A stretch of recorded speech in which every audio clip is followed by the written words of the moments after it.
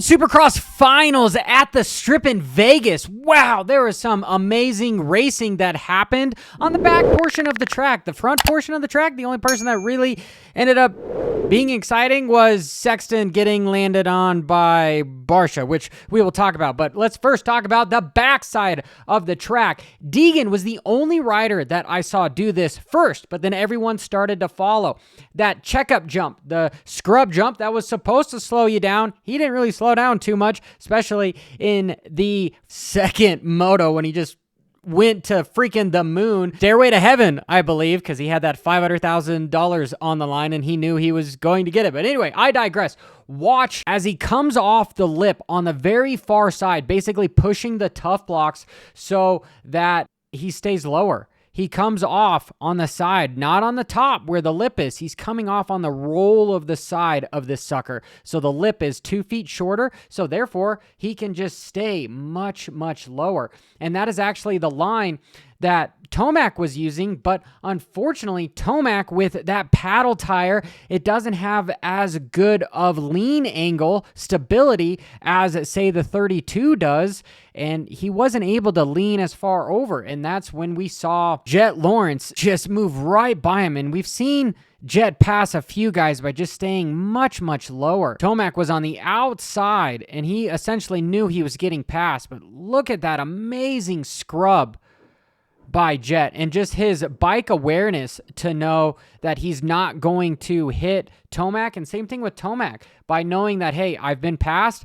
I'm not going to try to scrub, because every other lap he was leaning over, knowing that he was trying to move his forward momentum and get to the ground quicker so that he could get on the gas and get moving, because he was looking incredibly fast until he made a couple mistakes with that quad, because again, he has to ride a little bit over his head to keep up with Jett. And beast mode, it's hard to beat another rider that has the ability to go beast mode. That scrub, I don't know what was better, the Jett Lawrence scrub or just the Deegan just to send it on the outside. Here, we'll play it in slow motion, but look at him. He is literally jumping off the side of the track, which is impressive. Whoa, look at him. He's over all the motorhomes. He is freaking 20 feet high. He should be high as a kite because of the paycheck that he's going to get, which, by the way, I'm glad that you're buying another property and going to invest in some Bitcoin. Your dad is a smart man. Make sure you buy multiple. Try to get as many as you can, but look at how fast he comes out of there. Wow. Okay, we got to watch these segments in real time. So this was Moto 1. He was going off the side of the track. Jett passing Tomac exceptionally, and then Deegan just sending it. Oh my gosh. Then look at the corner afterwards. Lands. And that's why I've talked about the setup, where this isn't a moto setup. This is a hybrid supercross setup, because these bikes are set up very stiff for stability purposes, and same thing with the gearing. This is supercross stuff. They essentially could add whoops to these tracks, and these guys would be totally okay. They have a little bit of a trouble with some of the choppy and holy bumps as like a moto track deteriorates because of the back sections and just the high speed that these tracks end up obtaining. However, the setup is not a moto setup. It's more of a hybrid supercross. It's not a hybrid moto. It is a hybrid supercross setup.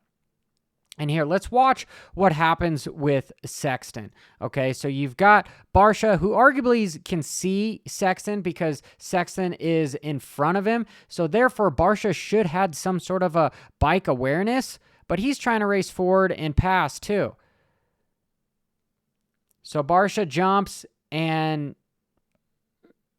I don't know, where are they going? Right? Was Barcia trying to go to the outside and Sexton was trying to go to the inside? Therefore, he got landed on. And it turns out that Sexton has a contusion, which if you watched my podcast yesterday, I said that he probably wasn't going to have a broken hand, but it wasn't going to heal inside of 2 weeks, ready for Motocross of Nations. That's why these super motocross races are kind of a bummer, because usually these guys used to have 2 months to get ready for the destinations, but now they have 2 weeks. So it's awesome that Tomac is filling in, but that's just a complete racing incident here. But what I noticed is on the start, this first one was amazing. Deegan and Tomac both got the hole shots from this inside gate. They were a team. They were talking. They were using the same paddle tire and said, hey, start on the left-hand side on the inside gate and watch what Deegan does. Okay, he moves over on his fellow competitors on his side, and then he moves over on everyone else to just cover that line. Look at that.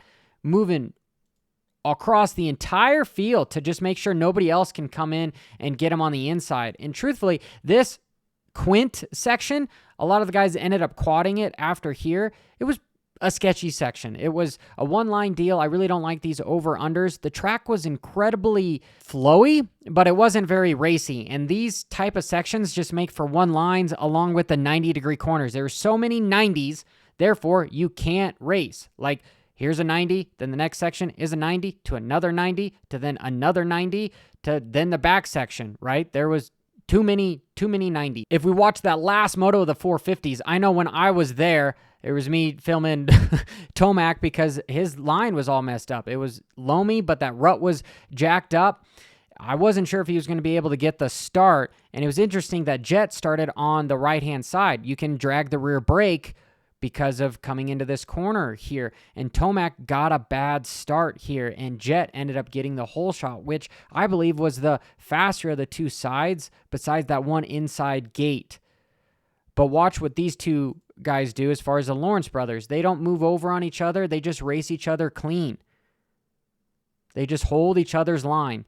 And this was just a little added bonus here in the sand section. There is a inside roller bump to try to make two different lines, but Deegan ended up going from outside to not outside again, but just around that roller bump that's supposed to slow you down in here. We'll play with Juju. Watch Juju because he's going to do it again and give it up to the guy behind the radio drone.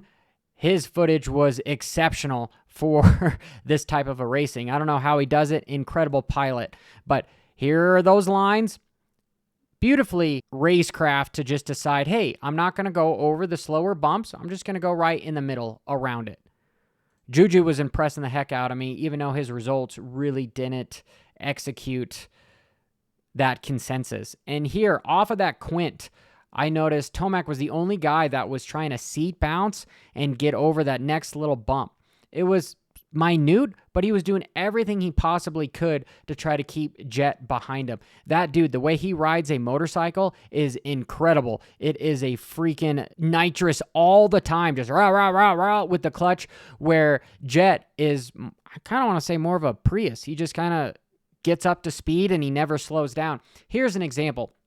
Okay, so this was when Tomac started feeling the pressure. He goes double, and normally he triples out from here, but he was slowing down to go to the inside to cover it, which was smart. He's got incredible racecraft. He has eyes behind the back of his helmet here, where Jett was tripling in, and tripling in enabled him to then over jump the next double just to keep his momentum up. Like I just said, he keeps his momentum up. And so if we watch how Jett was able to get closer to him, this was one of the sections where he was making the most time on Tomac, and it was because Tomac was going double and tripling, where Jett was entering by a triple, and then he was able to over jump into the corner and just make up a bike length every single lap. I don't know why Tomac wasn't tripling into that section. He was doing it during qualifying, but you got to do what you think is fast, and that was it. I'm going to make a little video on Lit Pro to see, because I had so much footage of those two, and I really want to see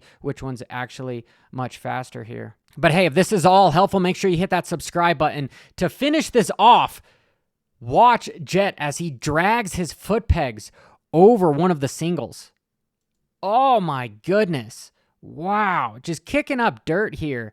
Look at it. Scrubbing off those singles, just cutting it, using his foot pegs as basically a butter knife. Freaking incredible. I can't wait for World Supercross, A1, and even Destinations, knowing that Tomac is racing now as Captain America. Till next time, keep it WFO. Ba-ra-da-da-da!